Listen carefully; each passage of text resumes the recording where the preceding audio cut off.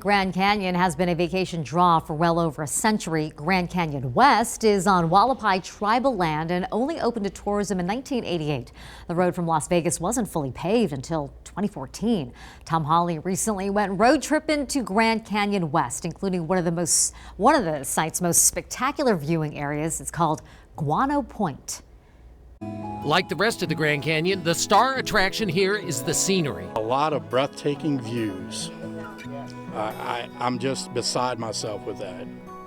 It's beautiful. But Guano Point also includes a dilapidated man-made structure. Yeah, so the cart would, I guess, go down and send the workers down there. Hualapai tribal member Brett Bender says it was part of a mining operation. They used to send carts across the canyon to go pick up guano.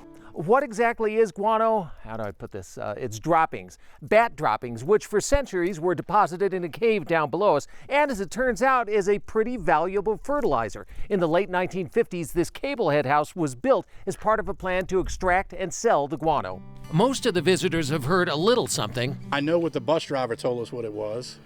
They used to mine for bat droppings. There's also a placard along the trail, but let's go deeper. Guano had become popular as both a fertilizer and cosmetics ingredient going back to the 19th century.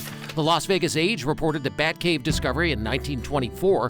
By 1948, the Review-Journal described a guano fortune.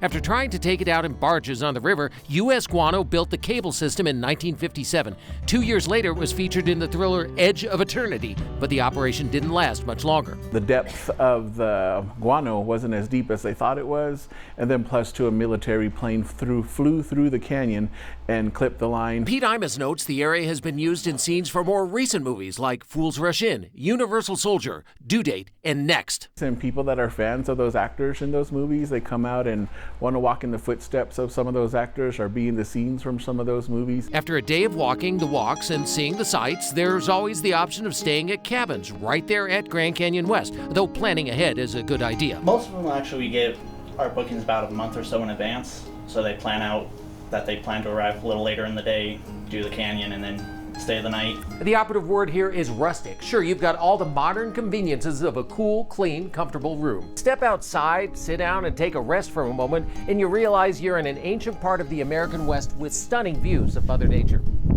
And after some pictures and a good night's sleep, another day's adventure in Grand Canyon West. Tom Hawley, News 3.